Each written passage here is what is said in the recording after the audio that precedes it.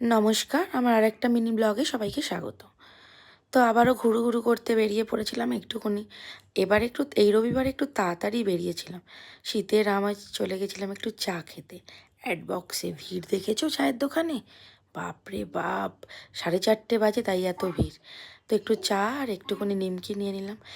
Christmas বলে চারিদিকটা এত সুন্দর সাজিয়েছে, কী যে ভালো লাগছে বলে বোঝানো যাবে না।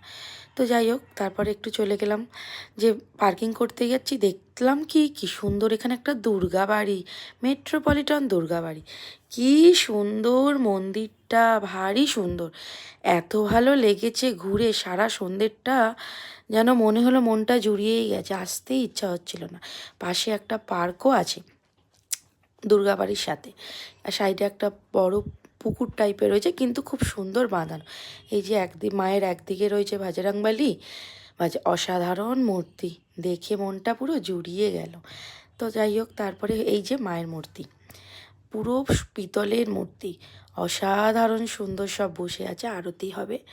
মানে মনটা যে মানে উঠতে ইচ্ছা হচ্ছিল না, আসতে ইচ্ছা হচ্ছিল না উঠে। এত সুন্দর মা তার ছেলে মেয়েদের নিয়ে কি সুন্দর বসে আছে, এত ভালো লাগছে।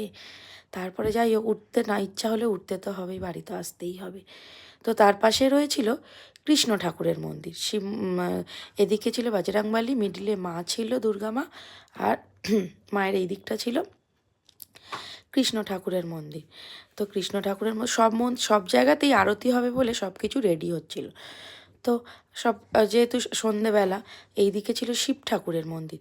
তো শিব ঠাকুরের মন্দির ঘুরে যেই পিছন দিকটা যাচ্ছিলাম, দেখলাম পিছন দিকে কি বিশাল মাঠ। তো আবার মেয়ের বায়নাতে মাঠে যাব, খেলবো। তো মাঠে যদিও বা ঢুকতে দেয়নি, চারপাশটা খোলা, মাঠে প্রবেশ নিষেধ। তো যাই হোক, আমরা বসেছিলাম, একটু খেললো। তারপর যখন বেরোতে যাচ্ছি, দেখি ওমা সুন্দর সুন্দর চড়ার জিনিস। তারপরে এই যে চড়ে নিচ্ছে, একটার পর একটা চড়তে থাকবে, তা পেয়েছে আর কি ছাড়ে। তো যাই হোক, সারা সন্ধেটা, শীতের সন্ধে পুরো জমজমাট হয়ে গেল মায়ের অপরূপ রূপ দেখে, মনটা পুরো ভরে গেল।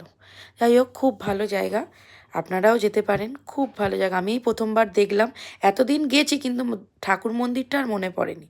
তো যাই হোক, কেমন লাগলো আমার ছোট ভিডিওটা আপনারা জানাবেন, ভালো লাগলে অবশ্যই একটা লাইক করে দেবেন। আর চলো, আজকের মতো টাটা, সবাই খুব ভালো থাকবেন।